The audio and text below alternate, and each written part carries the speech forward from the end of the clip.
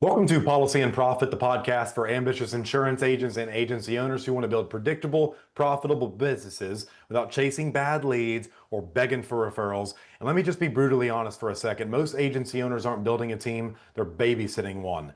They spend their days chasing flaky prospects, repeating the same recruiting pitch 5 times a week to like a parrot, only to have no-shows, ghosters, and time vampires drain their time and suck their energy out. And worst of all, their personal production suffers, and they start resenting the team that they tried so hard to build.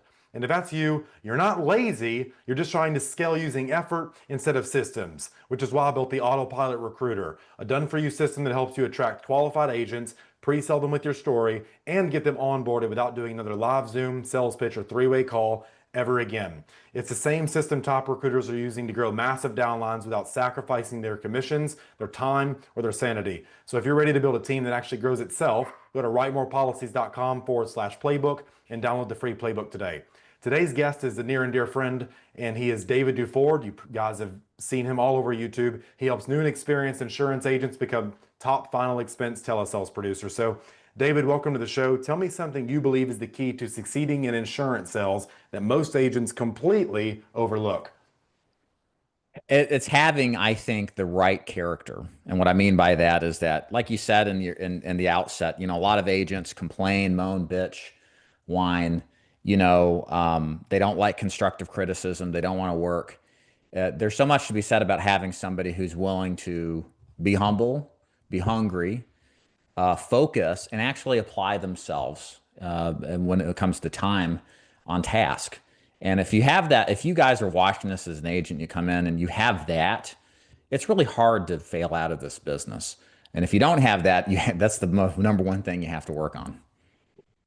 I'm sure you're familiar with Brian Tracy. He had a Phoenix seminar that it completely changed my life. I'm in there rewatching it with my wife now. I'm showing her this stuff, and she's like all googly eyed over it. It's like the law of concentration. It's like what you dwell on grows. And so you see all these agents bitching about free leads and I'm not getting good leads, I'm not getting help. And what's so funny is the no help, the no support, the bad attitude, it just grows. And so when you Yeah. surround yourself and listen to information from people who actually understand what it takes, one, to make sales and be profitable, but actually run a business, stay concentrated, and not have 18 hours of daily. Swipe on your phone, look at your daily usage. If it's like above an hour, 2 hours, and you're not making money, is anything I'm saying incorrect here?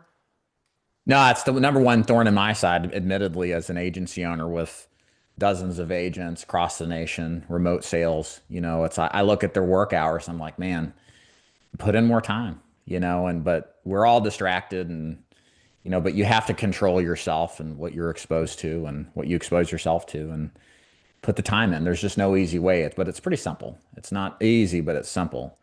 And focusing on what matters and putting the time in is the surest path to having success. Fastest path to cash is focus, absolutely. And when you guys are focused, you're very imbalanced as well because everything's lopsided. You're focused on one thing. And you're Right. gonna have to make some sacrifices and have hard conversations with the people you love. Like, no, when I'm working, you really can't come in here. Our family's livelihoods depend on it because most of you aren't going to be here in 6 months. Right. And David and I both know that. So we've been around the block a time or 12 in this industry. You should probably listen to us. And I know you're thinking at this very moment, maybe I should go click on his Taylor Swift video. And you're going to make the same mistakes that we're going to be talking about in this video. So don't do that. That's a dumb decision. Listen with your earballs and watch with your eyeballs because David and I are about to get deep, like scuba diving deep. We're going to take you guys into deep water. So put your rebreathers on. Um, and David, why do you think most people are not willing to set aside the distractions? Is it just dopamine, like Andrew Huberman talks about? Sure, there's some of that, but it's like, why are they not focused on getting results from this, in your opinion? I think the longer I've been in this business, there are just some people that aren't cut for it. I think that really, and we go back in the day and there's always been business opportunities around. It's not like a new thing. Insurance has always been around and the failure rate's always been extravagantly high. And I think a big reason for it is because it's easy to get into. It's a low Very, investment type very. of business model, right? You just get a license. You're now you're an agent. You can sell, but there's so much more to from getting licensed to actually being successful, from the investment in the systems, finding the right agency, et cetera, that a lot of people aren't explained this or taught this, and they were sold a bill of goods and they come in and it's completely different than what they ever expected. Um, so I think that's probably the number one reason. Just some people just aren't cut out for it. Now, if there are people who do well at selling or enjoy the work, the reason they fail out is because they find the wrong agency. There's a mismatch. It's more about Kool-Aid drinking and MLM than it is about selling. Um, they're not in the ideal product for them. Some people do better selling a final expense product than Medicare, so they got strung along in the wrong product. And the next level beyond that is just, maybe leads too. I mean, I do have some sympathy for sure. Some agencies work leads that are total trash and garbage, and they don't really give you a great opportunity for success. But that's like the lowest thing on the list. It's the other things, along with the character talk earlier, that I think are the biggest differentiators. You got to have that stuff dialed in. And even if you have just all that and your leads are weak, you can still be successful. Yeah, especially I know without a doubt I can make any lead work simply because I've put in the work to develop salesmanship. And guys, the colder the leads, the more selling required, the more trust you have to build. You have to sell them on trusting you before they even buy a policy. That's the first sale you're going to have to make with these colder leads. And for those of you watching, if you're not an insurance agent, I highly recommend. There's only two Davids in this. There's only two agencies in this world that I really like, and it's David and David. And I have one of them that you're able to talk to right here, right now, and listen to him. And so I really recommend that you listen to what he says. He's going to talk about the good and the bad, the ugly of selling insurance, which he's passionate about, because most of you are going to get sold a bill of goods. You're going to say, come in and get this Lamborghini. And the person selling you it doesn't even own a Lamborghini. They lease theirs and take pictures in front of other people's and claim they're theirs at events. And then you come into a garage on your first day of work and you wonder why it's a Honda Civic with the engine all over the floor, and you're like, I gotta put this damn thing together, David. What are you doing? And what David's talking about with MLM is like, I don't know if you're in the wrong place. If day one they're already talking about sharing the opportunity with friends and family, run for the hills. Right. Run to David's house, okay? He'll save you. I'm not. I don't have an agency, and I don't want to work with you guys. If I'm just being real, I want to do my own thing and write poetry. So Right. don't go. You guys go talk to David. So something I know you're really passionate about, we were talking about before the show, is the good, bad, and the ugly of selling life insurance. So let's take them out to deep waters and see if they can swim. So we want to know the good. Yep, let's start with the good and then end with the bad and the ugly. Might as well. Yeah, I mean the good is most life insurance is a one call close, right? So if you're unfamiliar with what one call close means, it means that on the first connection with the client, there exists the probability that you can actually close the deal in the sale versus some business models or products that you sell. They take multiple visits, they take a longer period of time. And what that means is there's a longer period of time before you get paid. So with life insurance, tend to get paid faster than a lot of other products. So that's one of the good things. The other good thing about the business is there are millions upon millions of prospects, and it's not slowing down. The population grows each passing year. Some subsections of the population, like baby boomers, who we target, are growing at a higher rate, meaning the amount of people who are essentially 65 and older. Yep. And that's not slowing down. It's not like a retracting business model where there's less and less prospects. There's more and more every passing year. And that's important because if you've never sold anything, you can sell the greatest thing in the world, but if you don't have a person to talk to about it that's actually interested, it doesn't matter how good the product is, you're already failed. Whereas with life insurance, you can have a mediocre product and have millions of prospects, and that mediocre product arguably would be good for them. Not saying that you have to sell mediocre, but the point is it's more important to have a market that actually wants to buy the stuff than it is to have the greatest product on earth, but nobody to sell it to. So life insurance facilitates that so that you can scale your activities and actually have a good shot of making this into a successful business model. Yeah, not only that, the sales cycle is so quick compared to, I mean, Right. I sell a lot of info, so of course it's in my Stripe account. It gets deposited same day. Insurance is like the second fastest outside of that. I don't encourage you guys to sell info. You're essentially selling secrets and thin air and thoughts. It's very difficult to get a stranger to say, I really want to pay you for this secret that you know that's going to change my life. Don't go do that. Just sell insurance and be a normal human. Don't be like me.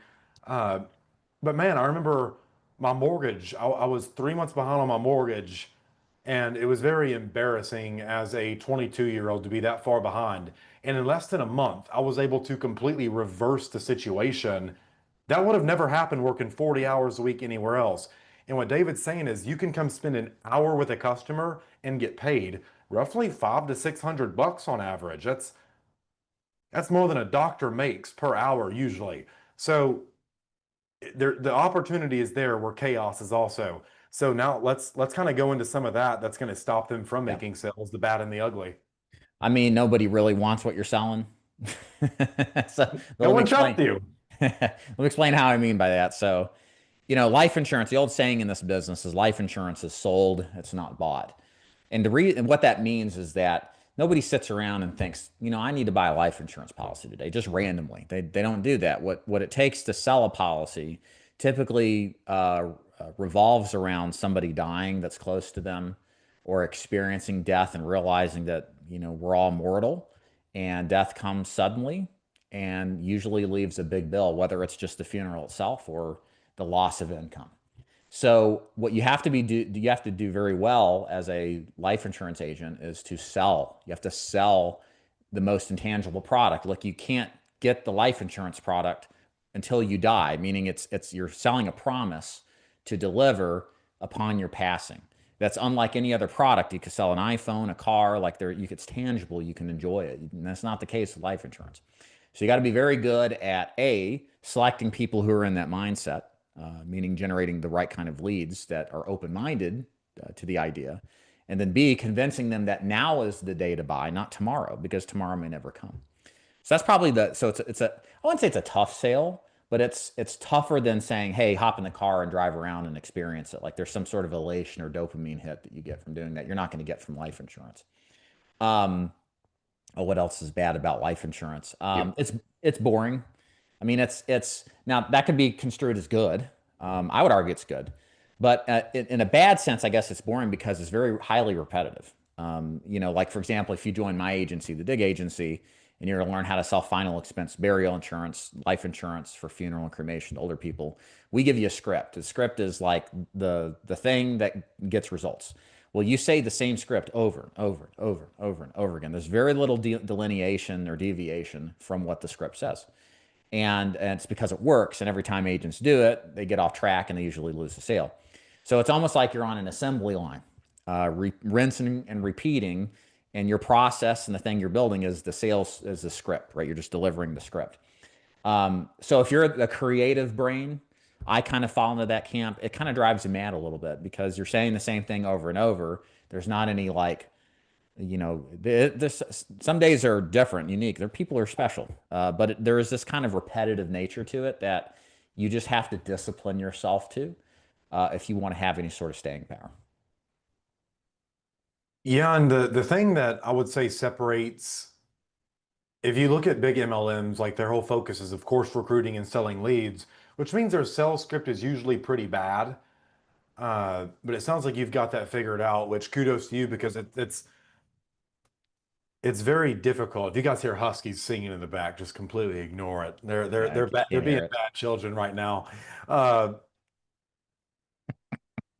but man, sales scripts, when you get the flow of it, I'd say it does get boring, and especially for an entrepreneur's dopamine system, Yeah, it's not very rewarding to say the same thing. So just be aware of that, but just take pride in fact that you're probably just going to end up memorizing it, and your customer has had this conversation once, you've had it 1,000 times. Your customers will get bored of it long after you do, and so just stick to it if you want to make money. yeah, yeah, Just stick yeah, to it. So that's a really important note because David is one of the few people who've been around the block, like I've said, and he knows what he is talking about compared to all these other options and alternatives you guys have compared to agencies who just they're not business acclimated. They just don't get it. right. They just don't get it, which is why I'd say one of the things you guys are gonna have to focus on is surrounding yourself with people maybe you just don't like me and David, maybe, but find someone like us as it is at least going to give you the tools needed. If you Right. do like us, come hang out around the campfire. It really is warm over here. The grass really is greener, not because it's greener, but because we water it. We understand the work that has to be done. What are what are some of the things that agents kind of get in their heads about? You obviously lead one of the biggest organizations out there and the most profitable. So What does it get in your yeah, head? What do you mean? what would you say most of the agents get in their heads about and kind of like is it stuff that's going on in their home life? Like what stops them from doing the same boring, mundane stuff over and over again? Because that's where the success is.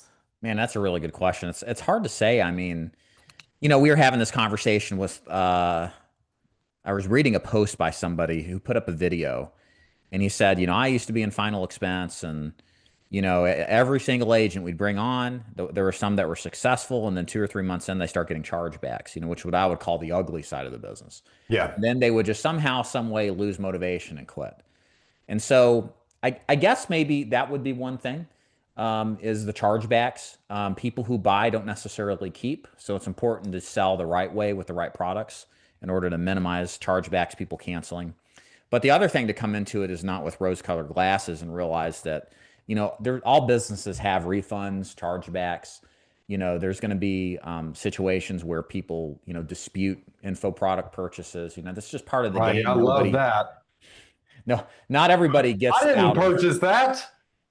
Yeah, yeah, it was a mistake. Yeah. So there's no business that's perfect. There's no business model or profession that's perfect, and you need to grow up if you think that it's just going to be perfect. It's not. You have to deal with the known adversity and handle it accordingly. And one of the ways, another thing that I think that's difficult is, for us at least, not all opportunities are like this, but it's a straight commission opportunity. And that means every morning you wake up unemployed. Brian Tracy used to say that. And you got to eat what you kill.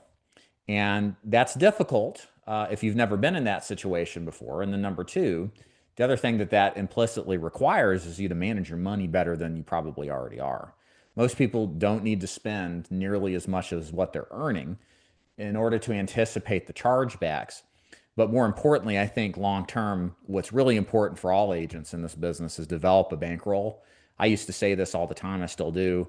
My life changed as an agent. I started in 2011. When I had $50,000 in the bank, I just was at ease. I could have a bad week knowing that things will get better. If you trust the process, you have ups and downs, but it's a lot easier to say that with money in the bank than when you have none and you're just living off of credit cards. So it's stuff like that. I think that just the emotional toil that nobody really ever expects unless you grew up with entrepreneurs or your mom and dad owned a business. When you come into this and there's no certainty, there's no guarantee, and it really all comes down to you. It's a big burden. And again, that's why, salespeople that are really good in this business make six figures and make a lot of money because there's a lot of risks and they've learned how to handle it. So I'm not so much trying to be discouraging about the ugly side of the business, but it's to actually prepare you because most people aren't going to tell you this. They're going to tell you how easy it is and how everybody's doing it and everybody wants what it is you're selling. It's not. It's difficult. It's very challenging. And you should be thinking about how do I overcome the odds of this business? I would say 90% of the people fail out of this business in the first year. And a lot of that comes down to what we talked about initially, having good character, applying yourself, really working more than outworking the other guy, and being humble and coachable. When your coach or trainer, hopefully you got one, teaches you how to do something you're doing wrong, actually apply that. Don't question it too much. Put it to work. You'll find that it actually will help you. So there you go. Yeah, the funny thing about help, David, I'm not sure if you've noticed this. I'm sure you have. You're a smart guy. Help usually hurts before it helps. It's like, oh man, he shot me with the help arrow, but it'll heal. It'll get better. I promise you. You're a big boy. You're a big girl.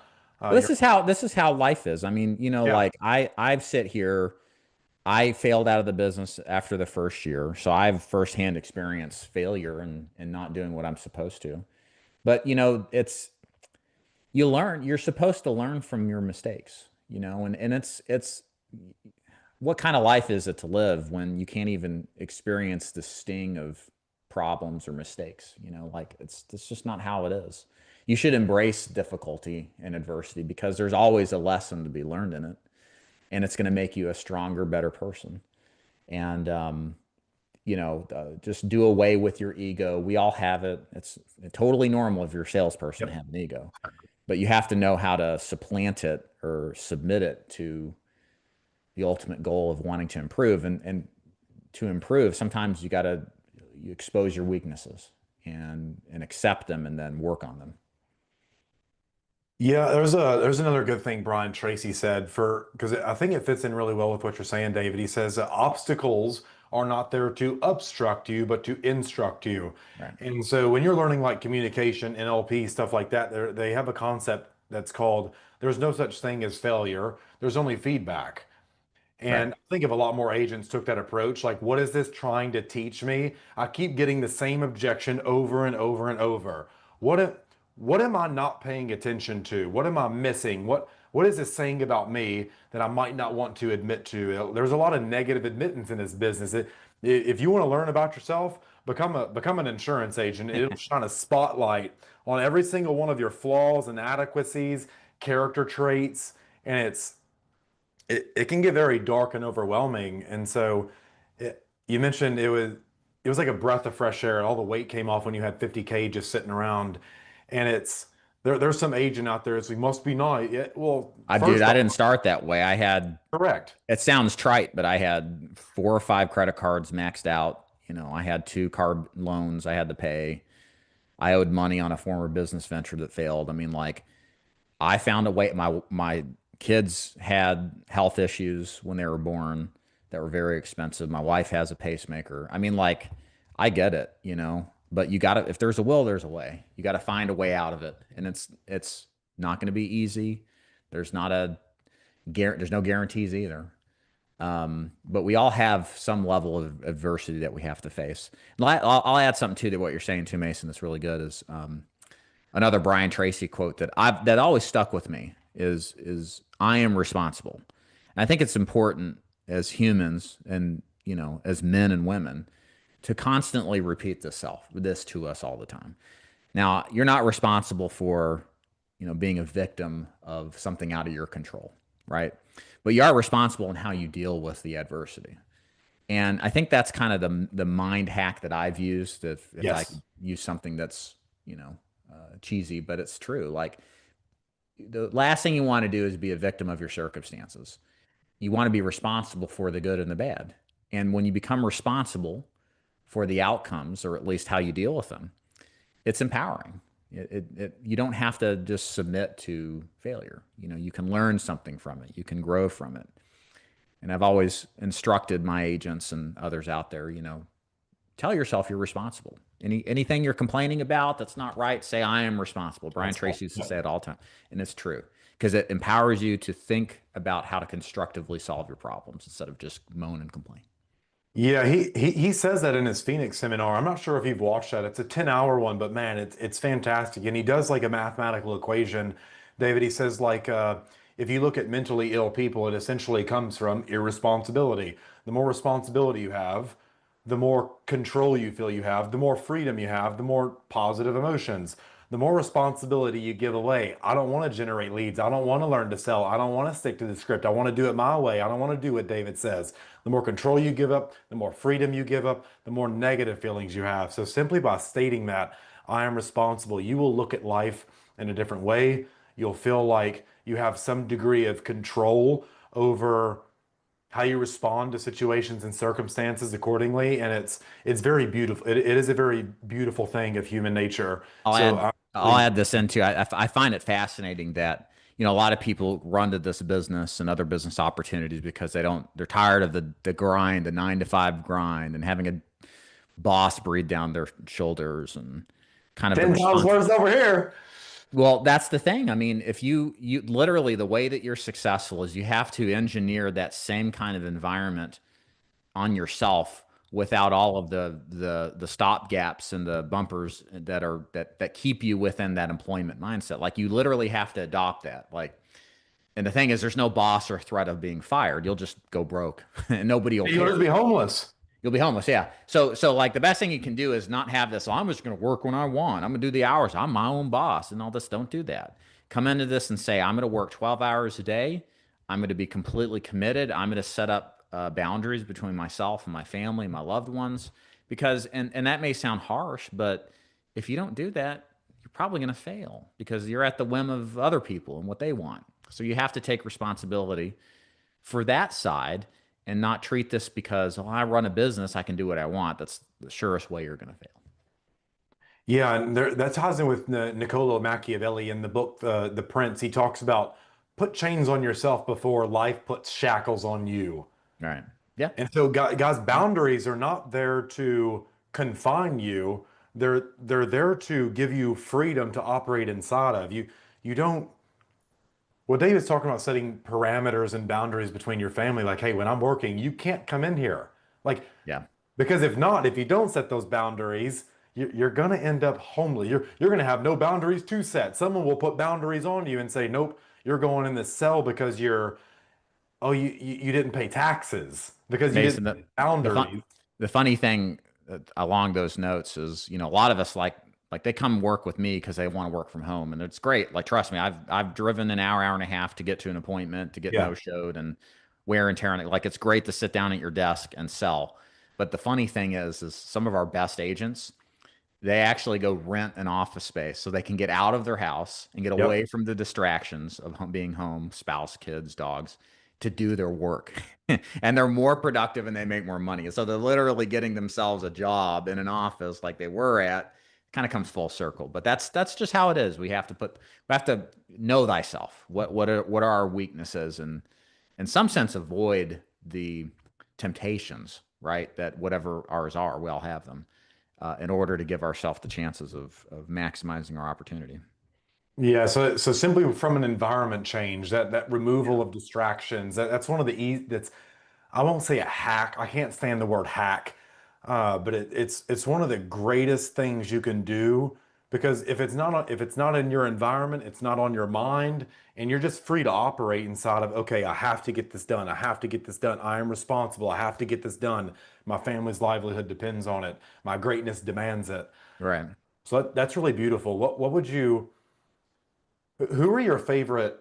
Like, who do you? What types of agents do you see come in and they make the biggest shifts? I notice the people who have like the most pent up energy, the most resistance, because they have so much emotion involved with it. The moment you redefine that negativity into positivity, they're off. They're off. So, like, what have you noticed about people who are most likely to succeed in this business? I think it's a very important definition. I think it comes down to being humble, being coachable, not taking things personally. Like, if you get upset about little things, you're never gonna, like, look, Mildred, your prospects, for us, we call our prospects Mildreds, they're Mildred. old people. They're gonna rip you apart. The things that they're gonna tell you are gonna make your grandma blush. And if you can't handle a coach, telling you, like, get your shit together, stop messing around, do this instead of that. And they don't say it like that. I'm just being blunt. If you're even offended when they just marginally correct you, like, you're not going to make it, man. Just go somewhere else and do something else. The people who are successful, they want the coaching. They want to be told they're not as good as they could be. They want to be challenged. They have that desire for success. And the other thing that they have is a sustainability element. There's the graveyard of failed agents are full of people who had a $30,000, $40,000 premium submitted or issued month, and meaning they had a great month, but they couldn't sustain it because they just let themselves get in their own way. They didn't discipline themselves, or they weren't aware of their own weaknesses and dealing with the doubt and the frustration. Like, every person who's going to do this business is going to have that. And it's what you do outside of the sales training and the scripting that makes a difference for sustainability. And I don't know, Mason, if that can be taught. It certainly can be addressed like we are now. But in those moments where you're like, I got 5 chargebacks, I got to, this is frustrating. They won't answer the phone. Like, that's clutch time. Like, you got to make a decision to still get up, get back on the phone at 9 and stay on for 8, 10, 12 hours anyway. And so that's what makes it or breaks it, is the little things like that, or going the extra mile. Instead of quitting at 6, you quit at 9, right? So maybe you sell a Just quit policy. later. You quit later. Yeah, it's just, And it's the culmination and combination of all of these things over time that if you just stay consistent to the plan, a lot of people can't do that for whatever reason. And then you find that you're the last man standing and you're the only one, you're one of the few that are making very good money because you're disciplined to the plan.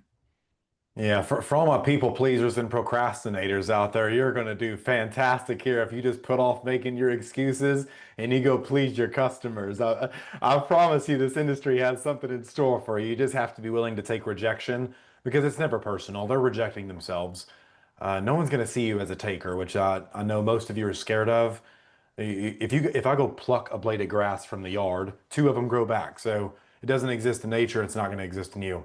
Yeah, This is really, yeah. I'll add this. I don't mean to keep interrupting, but you No, bring up you're really good. good points. I think it's a beautiful, this is a beautiful conversation for agents. So I do jujitsu, and jujitsu is there's a lot of similarities between the pain and frustration of getting smashed and beat and submitted for years on the mats and the process of improving as it is getting smashed and beaten by your prospects. And one of the things my head jujitsu instructor said a long time ago that resonated with me. He said, "You don't have to understand why something works in order for it to actually work. Like your ability to comprehend or understand something doesn't impact something that does or doesn't work." And so one of the things I'll tell you guys out there, like one of the things you'll experience when you're learning a script is you'll have some sort of doubt, like I wouldn't say it that way, or that sounds too forward, or this isn't the word choice that I'd use. Look, just shut your brain up and do what you're told. It's really the fastest point between A and B is just doing it, right? And whereas you can like, and I say this because I'm a victim of this myself because I think too much. And had I just shut my brain off like with objection handling, it took me years to understand why a rebuttal works. But I used to do different things, and I'm sure I didn't make as many sales as I could have if I just did it, even though I didn't understand it. So come into this with again humility. You're not going to understand everything, and it may take you a long time before you understand it. But that's not an excuse not to do the way the system is designed. I think that's a beautiful way to cap it. This has been really valuable, David, for the agents and agency owners listening who want to learn more about what you do. Tell us who's a good fit to work with you and how they can get in touch. Yeah, so our specialty is in the final expense business, so burial insurance. We recruit agents who want to work remotely from home. And the big sales pitch is in-depth sales training, hands-on one-on-one sales training, as well as free leads. We don't charge you for leads. It's a great opportunity, I think, for 90% of agents out there because getting rid of the leads and the expenses. I mean, you really have to spend 1,000 to 1,500 a week to make it work. Getting rid of that expense is a huge relief to the agent, and you can just focus on getting better and selling. New agents are a great fit. Part-time or full-time is a great fit. About the only type of agent we don't want are the narcissistic assholes that are out there, and that's about 1 out of 20 of you. Don't apply if that applies to you. We have no time for it. But if you're not that guy and you like the idea of sales training and free leads, then check us out. You can go to davidduford.com. There's a video or a Q&A you can join that'll explain everything, and it'll tell you how commissions work. It'll tell you how our systems work, so you can grasp a better understanding of it and see if it's a good fit. Perfect. We're going to wrap up here. You guys go comment down below. Say thank you to Dave Duford for sharing his insights on the good, the bad, the ugly, and all things in between that you're going to experience here in the near future as an agent. And for those of you interested in learning more about David Duford, you can go to davidduford.com. I'll have all of his links down below in the description. If you're someone who's not even insurance, maybe you're tired of the boss and all the stuff we talked about today, and you somehow think this is the industry for you. You know what? I believe in you. Go check out Dave Duford. He's one of the only people I will put the Mason Van Meter stamp of approval on because he's a fantastic agency owner. He cares about his agents, and he solved one of the biggest problems that most agency owners will never admit to being solved because they don't want to define their chain of command at their MLM. That's cool. You're just shooting yourself in the foot. So go work with David. He's smart and he'll give you the tools and resources needed. If you'd like to be a guest on Policy and Profit, we're always looking for successful agents and agency owners doing at least 10K a month in commissions and have unique strategies and stories to tell. You can apply at the link down below in the description. And one more time, if you want to stop getting people on your team that never sell anything and drain your energy, you want to recruit the right people the first time on autopilot and fill your agency with rock stars, go to writemorepolicies.com/playbook. Until next time, keep building that commission machine, my friend. David, you crushed it, man. That was fun as hell. Thank you.